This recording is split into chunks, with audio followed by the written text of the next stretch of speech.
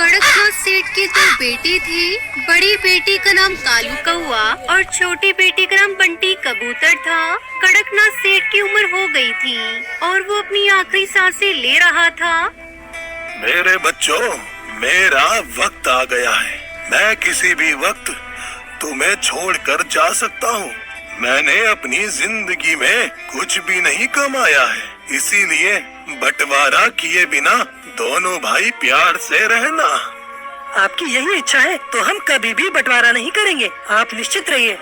ऐसा कहते हुए कड़कनाथ सेठ के दोनों बेटे उसे भरोसा दिलाकर परेशान मत होने को कहते हैं। ऐसे ही कुछ दिनों बाद कड़कनाथ सेठ की मौत हो जाती है। कालू और उसकी पत्नी टुनटुनी चिड़िया दोनों पुराने ख्यालात के होते हैं और बड़ों की बात का मान रखने वाले।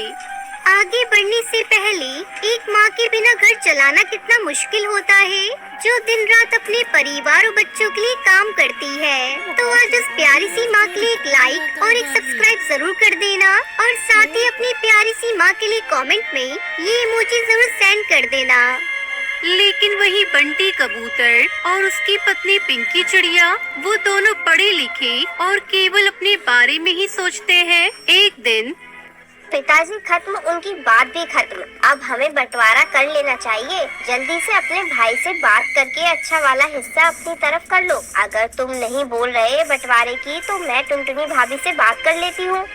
हाँ पिंकी, ठीक है, तुम ही कर लो बात, क्योंकि मेरी बात उन्हें ज्यादा बुरी लगेगी। ठीक है, मैं आज ही बात कर लेती हूँ उनसे।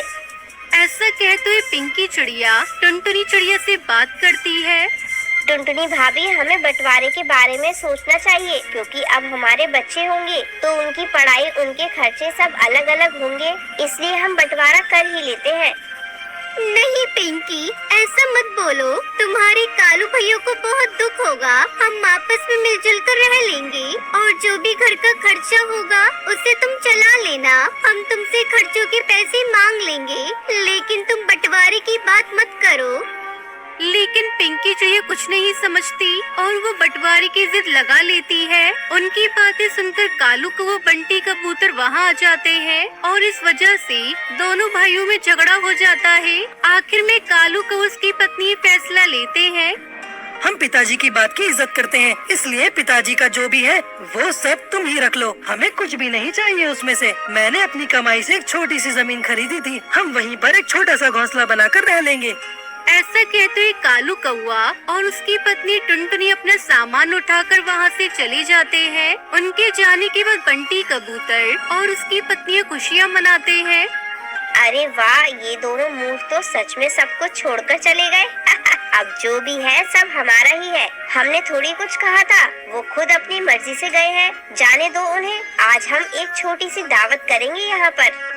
कालू को उसकी पत्नी अपनी छोटी सी जमीन में एक आम के पेड़ के पास अपना छोटा सा घोंसला बनाकर रहते हैं। घोंसला बनाते समय उनकी गलती की वजह से गिलहरी का घर टूट गया था, इसलिए कालू को वो टुनटुनी उनके लिए छोटा सा घर बनाकर देते हैं। उनकी अच्छाई देखकर गिलहरी खुश होती है और रात में जादुई वरदान देकर वहाँ से गायब हो जाती है। अगले दिन टुनटुनी, तुम्हें ये आम का पेड़ कुछ बदला हुआ लग रहा है?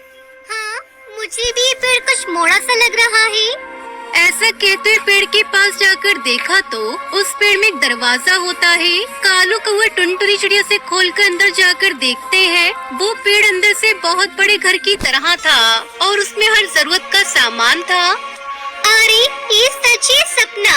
यहाँ पर आओ जी, इस वाले घोंसले में ढेर सारे आम हैं और देखो ये कितना सुंदर लग रहा है, मानो आम का घर हो।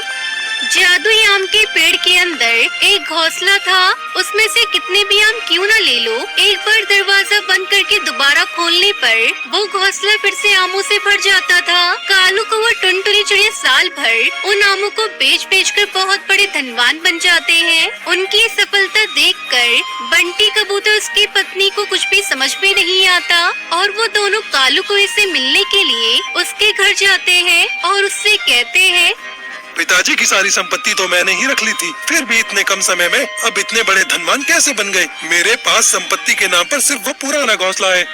भैया, अच्छी सोच रखने पर हमेशा अच्छा ही होता है। तुमने एक बार भी नहीं सोचा कि हम कहाँ जाएंगे और कैसे रहेंगे, इसलिए तुम्हारे पास कुछ होने के बाद भी तुम आज गरीबी में हो। उसके बाद बंटी और उसकी पत्नी को अक्ल आती है। हमें माफ कर दो भाई भाभी, हम समझ गए हैं। अब से हम हमेशा ईमानदारी के रास्ते पर चलेंगे। हाँ भैया, हमें माफ कर दो। जब से आप दोनों उस घर को छोड़कर गए तभी से हमारे जीवन में परेशानी के अलावा कुछ हाथ ही नहीं आया। अब हम कभी लालच नहीं करेंगे, हम मिलकर रहेंगे। इस तरह दोनों भाई फिर से मिलजुल कर खुशी खुशी रहने लगते हैं। सबसे कम कीमतों पर मोबाइल